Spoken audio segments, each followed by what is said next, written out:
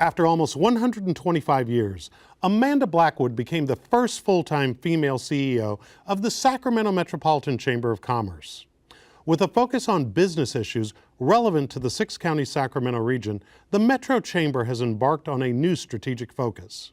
Amanda joins me to discuss that strategy and more next on Studio Sacramento. At Five Star Bank, we create thoughtful solutions to help the Capital Region thrive, from economic development and education to public health and safety, issues that are vitally important to Sacramento's prosperity. We're proud to be part of the conversation and hope you'll join in.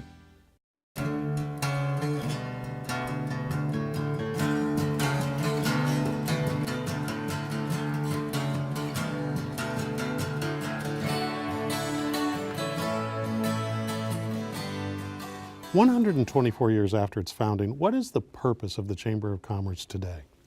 The purpose of the Sacramento Metro Chamber of Commerce is for 6 counties, 22 cities. And we very much believe that our region has the ability to create opportunity through strong business.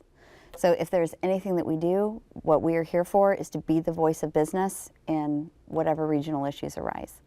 And in being the voice of business, what are the typical places that the Chamber projects its voice into in order to try and make a difference for its membership and for the community? So it's really interesting for us because we are so large and broad geographically. We have, very, very conservative membership. We've got a very liberal membership. We've got a downtown core. We have farming communities. We've got all of the suburbs in between. What's important to us is there are 4 key areas that we believe business needs to have a very active voice. One of them is the regulatory environment that we're operating under. So we're already in California. It can already be a challenge. And there are issues that arise within the regulatory environment that just make it difficult to even launch. So it is an absolute area of our focus. Give us an example. The cost and the time. In some particular industries, if you don't have $100,000, you can't even play the game.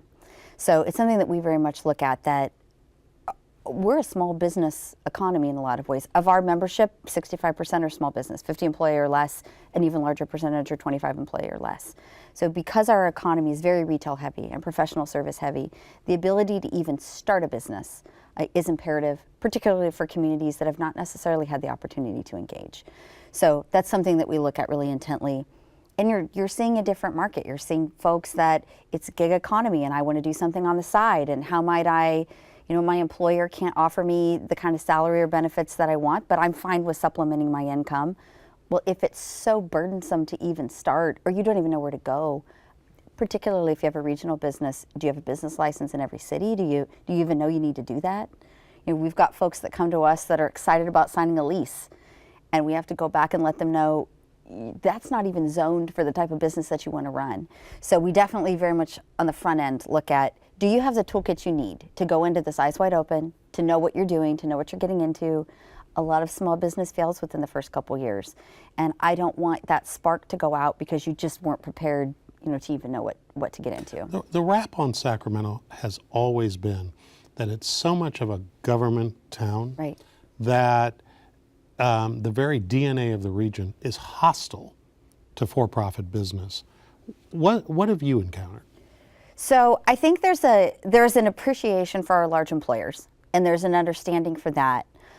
Where I think there can be conflict is particularly for that mid-sized small business. And when we're talking about mid-sized small, what number are you using for that? So if we're talking 100 employee or less, right, a 50 employee or less, a 25 employee or less, or just a single, sole proprietor, that's where it can really become difficult, and where a Chamber of Commerce is exceptionally relevant, because it's not just you, right? It's not just you, Scott, standing at the dais trying to get a city council person to understand your opinion. You've got, 1,000 other businesses behind you that have the same experience. That yes, there are large employers and they're visible and we see them, and I think our elected officials, our policymakers understand where they're coming from, but there's a huge economic engine in our small business that is equally, if not more important, to that conversation. So through a chamber, you have a unified voice. You have power in numbers. How do you reconcile the interests of those small businesses with the large ones that also are supportive and involved with the chamber? That's a great question, and it's not always easy. So there are different folks that kind of interact with our organization in different ways. If you're a small business, I would encourage anyone, get involved with the SBDC, Small Business Development Center. It is free to you. These are classes, these are how to write a business plan, how to do all that stuff, and how to get access to capital, which is really important to what you're looking at. For our larger businesses, they want to make a community impact and know that issues such as homelessness or housing affordability or crime or safety or what our school districts are going through, that we're creating the environment that's not only going to attract talent, but that's going to retain talent. So for us, we really try to look at, as an organization, I've got limited bandwidth and I can only do so many things and I can't be all things to all people all the time. But what are those key issues that affect you regardless of your size? Is it access to talent? Because that's, a lot of what we see. We had Brookings come in, do a really in-depth study in our region and saw mid-level tech skills are lacking. I don't care if you're frontline retail, if you were a nurse, if you were a teacher, if you are an accountant, whatever it is, these basic skills are something that we need to allow the people that live here now to even be able to participate in the workforce. So we look for those universal things that, it doesn't matter your size, your industry, your location. If we can move the needle on those things, that improves business overall.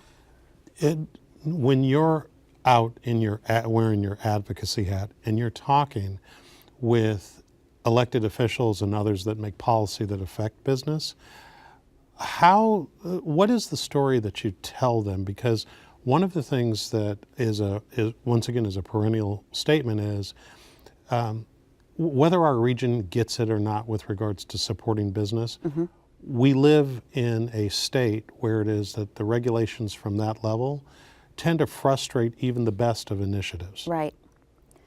So something I found in my experience is when you are dealing with elected officials, they're generally really good people that got into this role because they want to make a difference and they want to help. And the reality of their jobs are that they're dealing with 100 different areas of interest on any given day. And so it's extremely important as an advocacy organization to be very visible and proactive and communicative, because oftentimes it's the unintended consequence of the action that ends up having all of this fallout. That proactive approach, let me help you understand. This regulation will play out this way. This will affect this geography this way. And being able to be that educational partner on the front end is so much easier, constructive, productive than on the back end, trying to unwind the unintended consequences of probably very well-intentioned actions. You all, when you came in as CEO, it's my understanding that the Chamber was about to commence or in the middle of commencing some sort of strategic planning process. If that process is finished, how will the orientation be different than what it was before? So great question. So yeah, we're at the conclusion of that. So 18 months of really in-depth asking the questions you're asking. What are we here for? I mean, what's the point? We've got a lot of organizations in this region. Do we need to be here? 124 years, that's great, but what does that mean? And what problems are we trying to solve, and are we being of service to solving those problems? So hundreds of hours from the staff level, the volunteer leadership level, experts that came in from other regions that have already figured all this out to come in and help us decide, okay, given where we are now, 2019, a changing landscape, a different environment, a different physical environment. People want to live differently and they want to work differently, and is what we're doing relevant? Has got us to this point where now it's what we refer to as our 4-point business promise, which means at the end of the day, more than anything else, we are here for business, and everything that we do will be seen through that lens. With that, we focus on creating that regulatory environment that makes business able to succeed, fostering connections between people, place, and commerce to truly have a connected region. No one of our cities employs the majority of its citizens, and shopping doesn't happen at a city line. A ready workforce where we focus on closing the gap between what business needs and where our workforce is at, and then finally benefiting business health through vibrant communities. It's great if you have the rest, but if the air is bad, nobody can afford to live here, there's nothing to do. This is where we're finding we've got amazing institutions of higher education, but if half the graduates leave at the end of the day, that's not success. So are we creating that environment? And we very much believe that these 4 things must be done in tandem. It would be really easy to go hard on one or the other, but that's not how it works. It's a complex regional economy, and it takes all four pistons shooting on all cylinders at all times to be able to really meet the challenges of the future. So let's assume that the people watching us at this moment are business people who are not members of the chamber, maybe never have been, or let's just say that they haven't been around for a while. Right. Give us the nitty-gritty value proposition as to why I and everyone else should be, that operates a business, should be a member of the Sacramento Metropolitan Chamber of Commerce. So to your point before, you're already in a state that it can be challenging for you to be successful. And when you are a business owner operator, you are all the things. You are operating, and your accounting, and your HR, and your finance, and your all the things that you never thought that you would be doing, aside from the core business why you started it. It's essential that you have someone who is focused on your health, your wellness, getting you the resources that you need, creating the environment that you need, so you can just go do your business. So what we're here for is we got your back. I've been that small business owner, right? I've worked for a large organization. I know what it is to have regulators that don't understand your industry. I've been in that spot. So what we are here for is to be for business, so you can go run your business and not worry about it. So I'm a hypothetical business person in the region, and I've got a problem with a regulator or a zoning person or whatever. Right. Okay? They're frustrating me, and I've tried to reach my council person or supervisor, whoever, can't get through. I call your offices. What happens next? If it's something we can handle, we'll handle it. If it's something that we can't handle, we'll find you who can. Okay. I want to ask you about the region in general. You come in, you're the first woman to hold this position permanently, and the youngest CEO, I believe, in the Chamber's history. What does the fact that you're leading this over-century-old institution signify about the changing or evolution of our region itself? That's a great question. So it was interesting. It's interesting for me because I get a lot of questions about that. A huge part of the work that we do is for the young professional community and being able to help them find opportunities to advance. So that's an audience that I get information from. And then a lot of women that have come as well and said, I think the region is understanding that the future may look different. Really? And that we've got, I will give this story. So coming into this role, I went through the Nehemiah program, and something I found within that program is it gives you this fire to be civically engaged, right? And you start finding out how the sausage is made in the community, and you want to be a part of that. And there was a willingness to let you help. And I don't know how much of that is a young person thing, how much is a woman thing, but there's every invitation to help, but not necessarily every invitation to lead. Really? So it has been an interesting journey for me to find that there is a willingness, I think, in a lot of positions of influence in our community to understand that the community is changing and that we look different, that our demographics are different, that they're only going to get more different, that there's been a lot of effort into attracting younger talent into the region, and we want to keep them, that you've got young families that are wanting to establish and stay, you've got people leaving for college and wanting to come back home, and that it may take a different perspective to tackle these challenges in a new way because our future depends on it. And to go back to what you said about you can be invited in to participate, but not necessarily to lead, is that in a way a polite way of saying we baby boomers are sort of holding on by our fingernails right now and sometimes unwilling to get out of the way?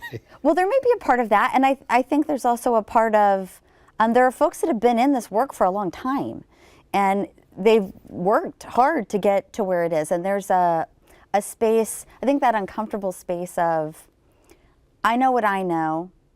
Something I run into is, I may be the age of your children, and so you're making a comparison between, well, this is what I know this age is like, and I'm going to make generalizations about how responsible you could possibly be or what capabilities you could possibly have based on my worldview, and that's bias, and that's just people.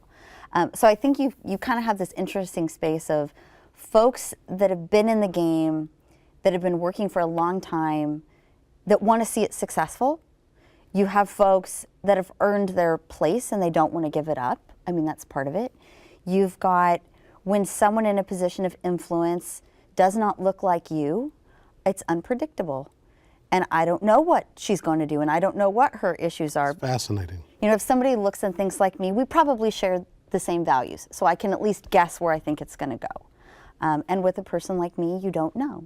You know, you don't know, or maybe perhaps it creates a anticipation of unpredictability. You know, one of the buzzwords that's used in industries like fintech and others is disruption or disruptive. Mm-hmm. And by and large, it's a compliment. And in some ways, you've been known as a bit of a disruptor, that you challenge maybe some of the long-held assumptions, and we just discussed that about you coming into this role. Right.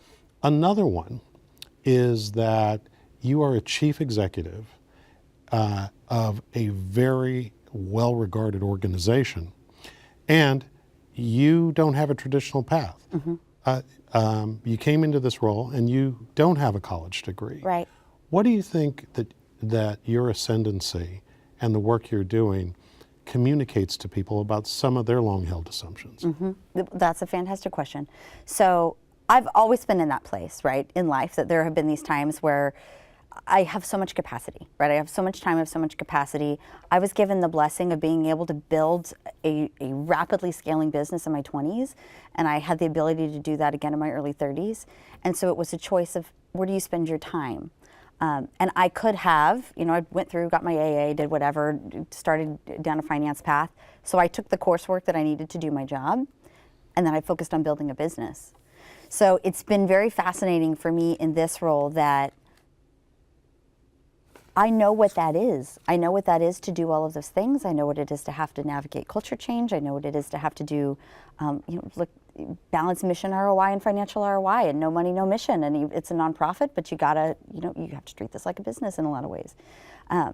So it's been very interesting for me to be able to use all of my toolkit and have complete confidence that the path that I took was the right one. There is not a day in this role where I don't harken back on the experience I've gained through going through the business world and living that and doing that. So, education's important in our household. My husband's an educator, but I always have felt I know what my path is, and I know when I'm in line with it, and I know when I'm not. But you're the voice of business, and, Right. and I just have to point out that increasingly, because of the professionalization of the HR function, Right. that increasingly we put these bars in place. If you don't have a 4-year degree, if you don't have an advanced degree, that's a proxy for being qualified to do a role. Right. And it goes back to, there are some who historically have had the notion, give me a person who actually knows what they're doing as opposed to a person that's read books about it. Right, right. Well, I can definitely speak to, I know my share of MBA, graduates that went all the way through and have never had any real life experience, and it's not helpful. It's not helpful. It can actually create a huge sense of false confidence. And something that's very real is we have a community of people here with incredible talents and strengths. And I would tell any employer, if you're setting arbitrary, if you're a doctor, right, there's clearly things that you need to know. But outside of that, look for folks that are acting in their strengths and that are empowered to be in their strengths, because that is where you will get the best from somebody. That is where they will be engaged. That is where you will retain and attract talent. So while I think it's the right thing to do, there's also a business imperative to creating cultures in which people are acting within their strengths. And if that's something that a degree requires, then that's great, and you can go down that path. It's a lot of hard work. I have a lot of respect for people that have gone down that path.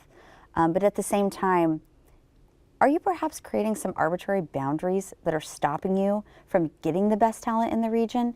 And very frankly, my husband's an educator. He's been teaching in a South Sac school for 13 years. There's a problem, there's a dangerous challenge in telling our kids that are 10, 11, and 12 years old that this one path is what success looks like, because they're not stupid. and they already know that path's probably not going to be for me. So you've now doomed me at 11 years old to tell me that I haven't achieved my potential, that I'm not good enough. We see it, very frankly, we see it in the business community and our trades, that somehow this kind of work is not as glamorous, or you should somehow be ashamed. Or prestigious. Or prestigious, or that it's not okay, that you can't tell your family that you took this path. And what I'm seeing on my side is we have a housing crisis because we don't have enough product. We don't have enough product because it's insanely expensive to build. When I'm talking to builders and saying, how do we solve that problem? If I just had enough people to do the work, then I would be able to do it. And then we've told a whole generation of kids that that kind of work isn't good enough, or there's one path and it's this 4-year path and that's it for you. That must be a hard message to deliver to some of your membership, because we've been socialized by the media and by, frankly, lots of other parts of society to push people down this one path, and that is truly the definition of success. Right, and it's pervasive, and people, they see that. And so if I think as a society, question, if we're establishing norms that make people feel ashamed to be at their best, there's something inherently probably wrong with that. And if that's the path for you, that's fantastic, and we should encourage everything about that. But there's many options. And if all you want is to be able to have a purpose, protect your family, have a home, there's nothing wrong with that. And we're now seeing young talent, hear it from our Metro Edge membership, the amount of debt that they're having to incur to be able to be seen as a viable candidate has now ruled out whole other parts of our economy. So I'm never going to be a homeowner. I'm never going to I'm never going to do all of these other things because I put all my eggs in this basket because that's what I was supposed to do. And now I'm 23 and I have $180,000 in debt and I'm living at home with my mom and dad. It's success. There's something really wrong with that. There is something really wrong with that. It goes back to choices and what you're informed to do. Tell us a little bit about your own leadership journey on how you came here. So for me, I grew up in Kansas, moved out here at the end of high school. So it's pretty rural, kind of conservative upbringing, to then come out to California, where everything was really diverse. Had the opportunity to work in association management at 18, 19, kind of learned what that was all about, membership and events and advocacy and all the work that I'm now, back to doing. Had the opportunity to work for a gentleman that owned a large tech company, and his children all had small businesses. So my job was handle all that. Accounting, HR, operations, do that. So, I've had the pleasure through my career of starting, scaling, building, selling to 8, 10 individual companies at this point, which is a really, really interesting experience to be able to do, because you learn how to do it right, you learn how to not do it right, you learn what it is to be audited, how do you build a company to grow under leadership? How do you build it to be sold? How do you scale up a multi-state? At one point, previous to this role, serving as chief development officer, I had 700 employees that I was responsible for. So how do you, in a 365, 24/7 business, that never closes, in a very, very highly regulated environment. So I've had a really interesting path of learning, I think at the core of it, who are you and how do you want people to be treated? And how do you create an environment that has a consistent product where folks are really at their highest and best? And that's been a huge privilege. So coming back to your time since you've joined the Chamber, what achievement has taken place during your tenure that the Chamber is most proud of? And tell us a little bit about that. Well, I think I would say very fresh on the heels of, we just had our annual dinner on Friday. And, I've been in this role at 9 months. And we've had many, many victories, within that time, within our internal team, within our external team, within our board. But we had a moment in time where all of this work we've done internally as an organization to align, know what our strategic mission is, know what we're doing in the marketplace, know what our team culture is, we got to tell that to the community and share that moment.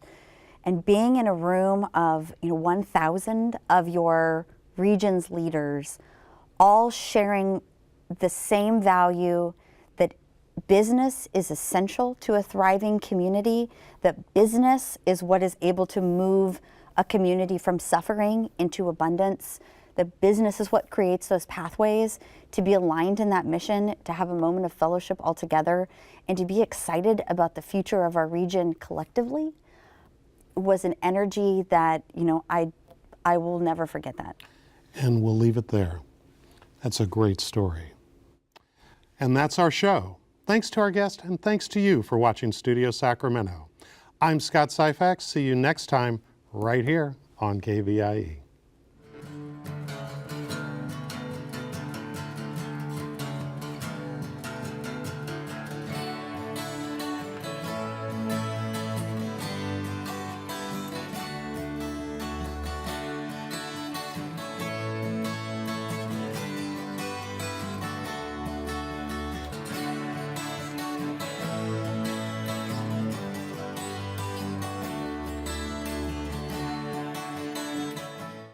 At 5 Star Bank, we create thoughtful solutions to help the Capital Region thrive, from economic development and education to public health and safety, issues that are vitally important to Sacramento's prosperity.